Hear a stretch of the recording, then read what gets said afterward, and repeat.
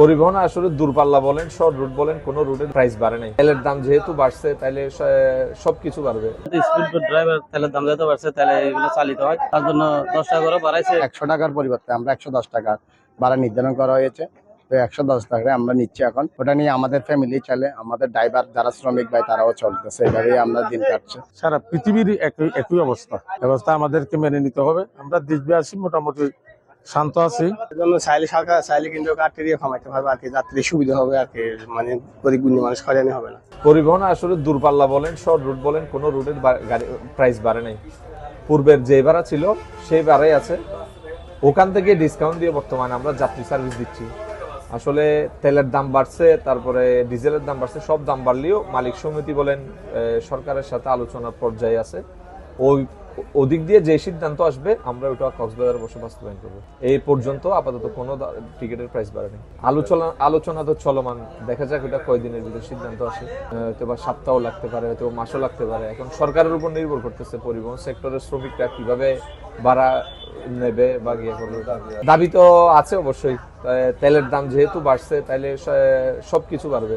আপনার মানুষের নিত্য প্রয়োজনীয় জিনিসের দাম বাড়বে, সবকিছু বাড়বে। আমাদের শ্রমিকদের দাবিও ওভাবে থাকবে। দেখা যাক ওটা মালিক সমিতি আলোচনা করে টিকিটের প্রাইসটা কিভাবে দেয়।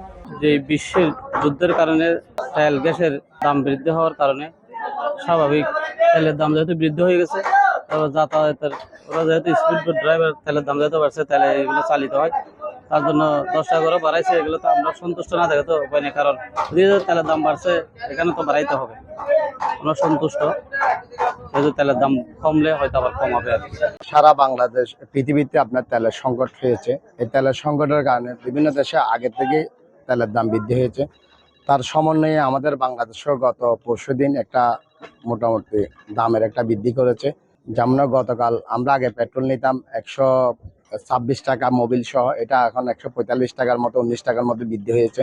তো বৃদ্ধির কারণে, প্রবাহিতর কারণে আমরা গত 2 দিন ধরে ডিসি অফিস এবং ইউনো অফিস ঘোরাঘুরির পরে গতকাল ইউনো মহোদয় আমাদের একটা মোটামুটি একটা যেটা তেল বৃদ্ধি হয়েছে ওটার পরিপ্রেক্ষিতে 100 টাকার পরিবর্তে আমরা 110 টাকা ভাড়া নির্ধারণ করা হয়েছে।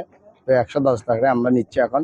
সেই হিসাবে তেমনটা বৃদ্ধি হয়নি আমার জানা মতে, যেটা তেল বৃদ্ধি হয়েছে ওইটাতে বৃদ্ধি হয়েছে। যেহেতু আমরা এই পথে সবসময় চলাচল করি, এখানে তেলের দাম বাড়তে হওয়ার কারণে আসলে একটু সমস্যা হয়েছে। সমস্যা হলেও যেহেতু এটা সারা বাংলাদেশেরই, সারা পৃথিবীর একই অবস্থা আমাদেরকে মেনে নিতে হবে। আমরা দেশবাসী মোটামুটি শান্ত আছি। এটার ব্যাপারে আমাদের কোনো দ্বিমত নাই, যেহেতু এটা ইচ্ছে করে করে নাই।